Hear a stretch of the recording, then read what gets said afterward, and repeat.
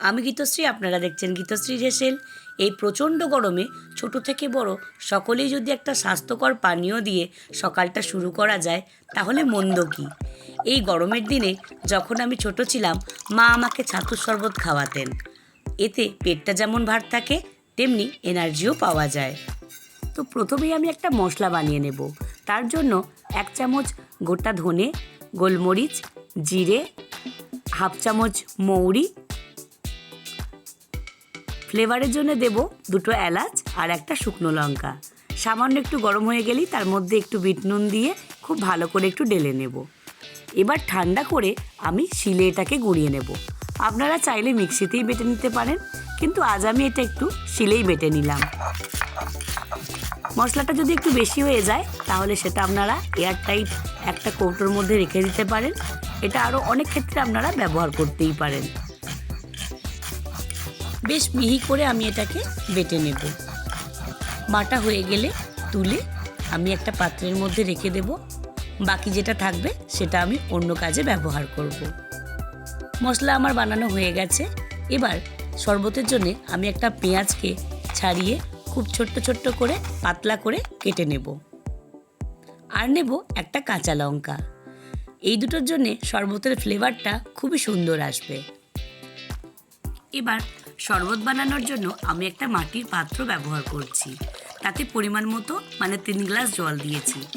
আপনারা চাইলে যে কোনো পাত্র ব্যবহার করতে পারেন, তবে মাটির হাঁড়িতে যে কোনো শরবত আমার খুবই পছন্দের। এবার আমি এর মধ্যে 200 গ্রাম ছাতু দিয়ে দেব। হ্যাঁ, যেটা বলছিলাম, মাটির মধ্যে জল পড়লে যে একটা হালকা সোঁদা গন্ধ, সেটা আমার খুবই পছন্দের।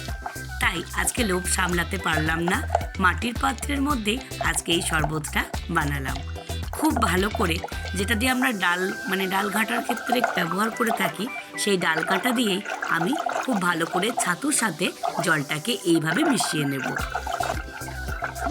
ছাতুটা খুব ভালোভাবে মিশিয়ে নেব। ছাতু যদি একটু শুকনো থাকে তাহলে খাওয়ার সময় গলায় লাগতে পারে।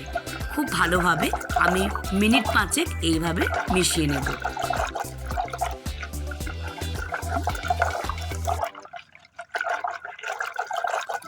খুব ভালো করে এটা মিশিয়ে নেব। এবার আগে থেকে কুচিয়ে রাখা পেঁয়াজ কুচিটা আর ঝালের জন্য 1 চামচ কাঁচা লঙ্কা কুচি দিয়ে দেব। টেস্টটাকে বাড়ানোর জন্য 2 চামচ বিট নুন অ্যাড করে খুব ভালো করে মিশিয়ে নেব। আপনারা চাইলে এখানে রেগুলার নুনও ব্যবহার করতে পারেন, কিন্তু বিট নুন দিলে শরবতের টেস্টটা অনেক মাত্রায় বেড়ে যাবে। আগে থেকে বানিয়ে রাখা মশলাটাও এর মধ্যে দিয়ে দেব। খুব ভালো করে মশলার সাথে শরবতটা মিশিয়ে নেব। দিয়ে দেব হাফ চামচ চাট মশলা। এটা অপশনাল, আপনারা চাইলে দিতেই পারেন, কারণ এটারও একটা অন্যরকম স্বাদ। আগে থেকে একটা লেবুকে 2 টুকরো করে সেই পুরো লেবুর রসটা এই শরবতের মধ্যে দিয়ে দেব। খুব ভালো করে এটাকে মিশিয়ে নেব। ব্যাস, তৈরি হয়ে গেল ছাতুর শরবত বা ছাতুর ঘোল। এটা খেলে প্রায় 2-3 ঘন্টা পেটটা বেশ ভার থাকে। কিছু আইস কিউব দিয়ে বানিয়ে রাখা শরবতটা তার মধ্যে দিয়ে দিলাম।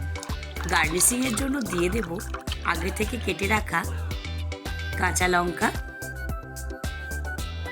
পেঁয়াজ,